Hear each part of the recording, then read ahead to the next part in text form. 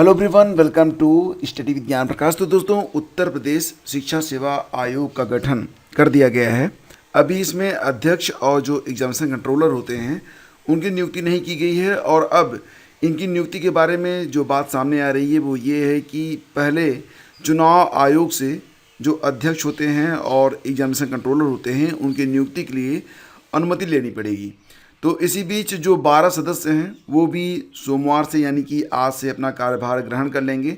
और इसी बीच खबर ये भी निकल के सामने आ रही है कि यही जो 12 सदस्य हैं उसमें जो सबसे वरिष्ठतम होंगे उम्र सीमा में, उन्हीं को जो है आयोग के अध्यक्ष के रूप में नियुक्ति दी जा सकती है, मतलब एक प्रतिनियुक्ति की जा सकती है। आपको पता ही है कि वर्तमान में ये जो उत्तर प्रदेश शिक्षा सेवा आयोग है ये इलाहाबाद के यानी कि वर्तमान में जिसे प्रयागराज कहा जाता है उत्तर प्रदेश माध्यमिक शिक्षा सेवा चयन बोर्ड की एलनगंज स्थित बिल्डिंग में काम करेगा।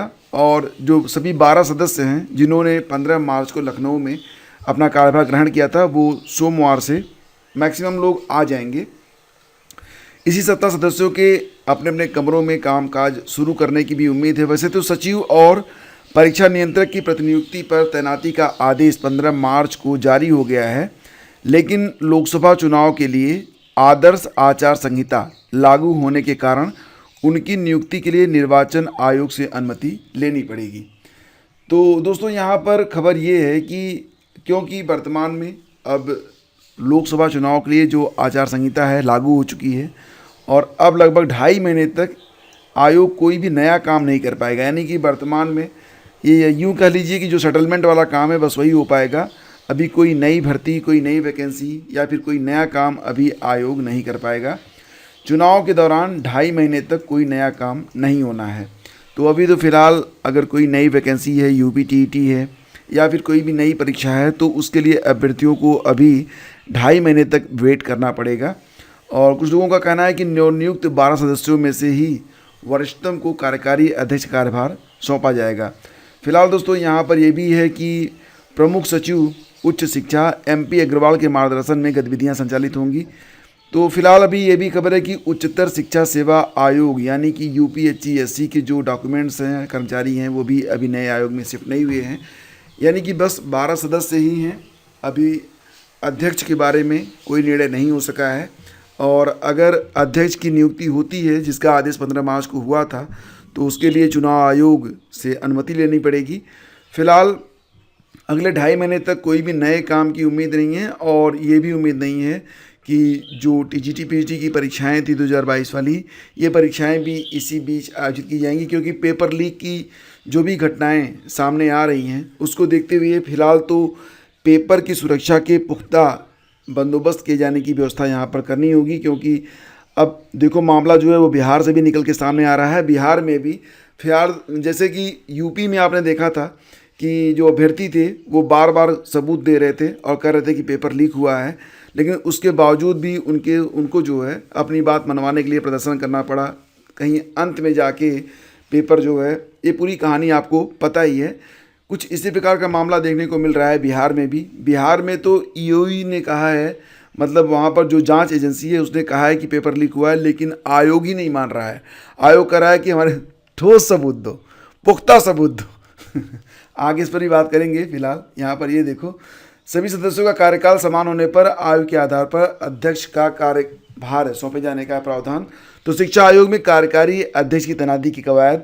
फिलहाल लोकसभा चुनाव के मद्देनज़र आचार संहिता लागू है। ऐसे में अब चुनाव बाद ही अध्यक्ष की नियुक्ति की बात कही जा रही है। ऐसे में कार्यकारी अध्यक्ष की नियुक्ति की चर्चा शुरू हो गई है। कहा जा रहा है कि आयोग की नियमावली में इस बात का प्रावधान है कि जो सबसे अधिक आयु का व्यक्ति होगा वो अध्यक्ष के रूप में काम कर सकता है।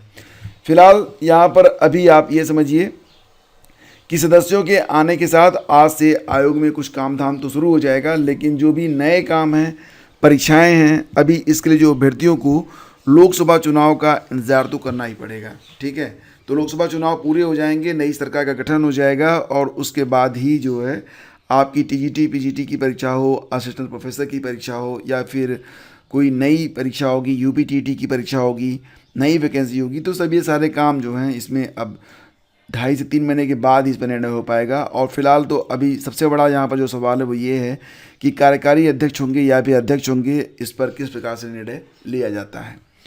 आगे बढ़ते हैं और बात करेंगे अब बिहार शिक्षक भर्ती परीक्षा के ही बारे में। तो बीपीएससी ने ईओयू से पेपर लीक के मांगे सबूत, उसके बाद पर निर्णय। यहाँ पर ईओयू कह रहा है कि पेपर लीक हुआ है और आयोग कह रहा है कि आपने यहाँ पर जो सबूत उपलब्ध कराए हैं वो ठोस नहीं है, हमको ठोस सबूत चाहिए, उसके बाद हम निर्णय लेंगे कि हम पेपर रद्द करें या ना करें।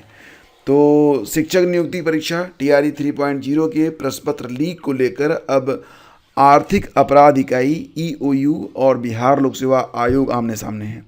बीपीएससी ने अब ईओयू से ठोस साक्ष्य एवं परीक्षा से पहले प्रश्न पत्र उत्तर लीक होने के संबंधी ठोस साक्ष्य की मांग की है। तो इसके बाद ही परीक्षा को लेकर आयोग की ओर से कोई निर्णय लिया जाएगा। एक दिन पूर्व ईओयू ने टीआरई 3.0 के लीक होने के संदर्भ में आयोग को साक्ष्य सौंपा था। मामले में 270 लोगों को न्यायिक हिरासत में भेजा गया था। अब मामले में आयोग ने अपना पक्ष रखा है। आयोग ने कहा कि आर्थिक एवं साइबर अपराध विभाग की ओर से 16 मार्च को एक प्रतिवेदन उपलब्ध कराया गया है। उसकी समीक्षा में यह बात सामने आई है कि आयोजित परीक्षा प्रारंभ होने के पूर्व प्रश्न पत्र लीक होने के संबंध में मानक साक्ष्य उक्त प्रतिवेदन में नहीं उपलब्ध कराया गया है। तो आयोग क्या कह रहा है कि आयोजित परीक्षा हुई है, शिक्षक भर्ती परीक्षा, आयोजित परीक्षा प्रारंभ होने के पूर्व प्रश्न पत्र लीक होने के संबंध में मानक साक्ष्य उक्त प्रतिवेदन में नहीं उपलब्ध कराया गया है। ये आयोग का तर्क है। तो फिलहाल कथित प्रश्न पत्र लीक का मामला आर्थिक अपराध इकाई यानी कि ईओयू द्वारा अनुसंधान में है। आयोग परीक्षा प्रारंभ होने के पूर्व प्रश्न पत्र एवं उत्तर लीक होने के संबंधी ठोस साक्ष्य की मांग ईओयू से कर रहा है। ठोस साक्ष्य एवं वांछित सूचनाएं प्राप्त होने पर समीक्षा के बाद शिक्षक भर्ती परीक्षा के तीसरे चरण की 15 को आयोजित परीक्षा के संबंध में आयोग की ओर से निर्णय लिया जाएगा। हालांकि आयोग जो कुछ कर रहा है उस पर जो छात्र हैं वो संतुष्ट नहीं हैं। 87,774 पदों के लिए 3,74,000 अभ्यर्थियों ने यहाँ पर आवेदन किया था और अब प्रश्न पत्र लीक को लेकर अखिल भारतीय विद्यार्थी परिषद के कार्यकर्ताओं ने भिखना पहाड़ी चौक पर बीपीएससी अध्यक्ष का पुतला फूंका है। साथ ही सरकार को चेतावनी दी कि अगर उक्त विषय पर कड़ी कार्रवाई नहीं की गई तो उग्र आंदोलन प्रदर्शन किया जाएगा। फिलहाल हजारीबाग में भी गिरफ्तारी हुई थी और इस बार गिरोह के सदस्यों ने जो पेपर लीक का मॉड्यूल, देखो यहाँ पर न्यूज़ है कि गिरोह के सदस्यों ने बदल दिया था पेपर लीक का मॉड्यूल, फिर भी कसा शिकंजा। मतलब इस बार क्या किया गया था कि जो पेपर लीक करने वाले गिरोह हैं वो लोग क्या कर रहे हैं कि क्वेश्चन पेपर वगैरह नहीं दे रहे हैं, सीधे सीधे उत्तर रटवा रहे हैं। ठीक है, तो मतलब जो यहाँ पर अभ्यर्थी हैं उन्हें हायर करके उन्हें प्रश्नों के उत्तर की तैयारी करवाई जा रही है। संगठित गिरोह और सेट अभ्यर्थियों के बीच 10-10 लाख में सौदा किया गया था। हजारीबाग में छापेमारी के दौरान 600 एडमिट कार्ड बरामद होने की बात सामने आई है। तो 600 एडमिट कार्ड, ऐसे में साल भर गिरोह और सेट अभ्यर्थियों के बीच डील का अंदाज़ा जो है लगाया जा सकता है। सूत्रों की माने तो इस वजह से गिरोह के सदस्य या फिर सेट अभ्यर्थियों की गलती से कहीं परीक्षा के पूर्व भी उत्तर इंटरनेट मीडिया पर लीक न हो जाए, इसके लिए सेट अभ्यर्थियों को बस और अन्य साधनों ने होटल में ठहराया था। उनसे मूल प्रमाण पत्र, ब्लैंक चेक सहित अन्य कागजात और मोबाइल तक रखवा लिया था। मतलब देखो इनकी तैयारी का लेवल क्या था, कितना खतरनाक तैयारी ये लोग यहाँ पर कर रहे हैं। फिलहाल यहाँ पर ग्रामीण कार्य विभाग के अकाउंटेंट ने कराया था पेपर लीक, कुछ दिन पहले जेल से छूटा था। बीपीएससी शिक्षक बहाली पेपर लीक का मामला एसआईटी गठित कर दी गई है। तो दोस्तों यहाँ पर ईओयू कह रहा है कि पेपर लीक हुआ, बीपीएससी का दावा कि सबूत नहीं। ईओयू का दावा यहाँ पर मजबूत क्यों है? क्योंकि छापेमारी में अभ्यर्थियों के पास से पेन ड्राइव मिली थी। पेन ड्राइव का प्रश्न पत्र व आंसर मेल कर गया। यही नहीं, अभ्यर्थियों ने ईओयू को पूछताछ में बताया था कि 10-10 लाख रुपए में पेपर का सौदा किया गया था। प्रश्न पत्र के साथ उन्हें उत्तर भी दिया गया था। सबसे बड़ा सवाल यहाँ पर ये उठता है कि भर्ती परीक्षा बिहार में थी तो अभ्यर्थी झारखंड क्यों गए थे? भले ही पेपर लीक के मामले में बीपीएससी जो भी तर्क दे, लेकिन सवाल उठता है कि इतनी बड़ी तादाद में परीक्षार्थियों को बस से झारखंड क्यों ले जाया गया? सभी एडमिट कार्ड और अन्य दस्तावेज के साथ वहाँ क्यों गए? जब गिरफ्तार अभ्यर्थी कह रहे हैं कि उनसे पेपर आंसर के लिए सौदा किया गया, तो आयोग मान क्यों नहीं रहा। फिलहाल यहाँ पर जो साजिश करता है उसका भी नाम सामने आ रहा है। विशाल कुमार नाम का एक व्यक्ति है जिसने ये पूरी साजिश रची है पेपर लीक की। बिहार लोक सेवा आयोग की तीसरी चरण की शिक्षक बहाली परीक्षा का पेपर लीक विशाल कुमार के गिरोह ने किया था। हाजीपुर निवासी विशाल ग्रामीण कार्य विभाग में डिविजनल अकाउंटेंट है। परीक्षा 15 मार्च को 2 पालियों में ली थी और विशाल कुछ माह पहले ही ओडिशा की बालासोर जेल से छूटा है।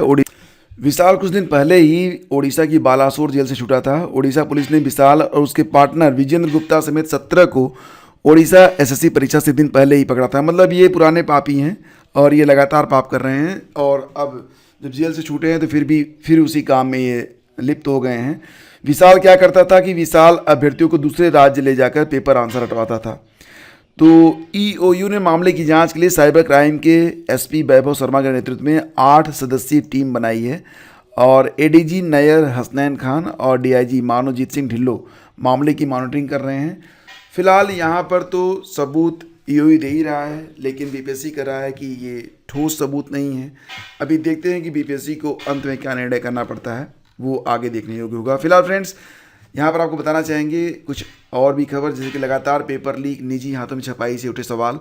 2018 में सिक्योरिटी प्रेस में छपाई रखा गया था प्रस्ताव, नहीं बनी बात। तो यहाँ पर देखो उत्तर प्रदेश में भी 2 बड़ी परीक्षाओं के जो पेपर लीक हुए हैं उसके बाद जो निजी मतलब प्राइवेट स्तर पर जो छपाई करवाई जाती है उस पर भी सवाल उठ रहे हैं।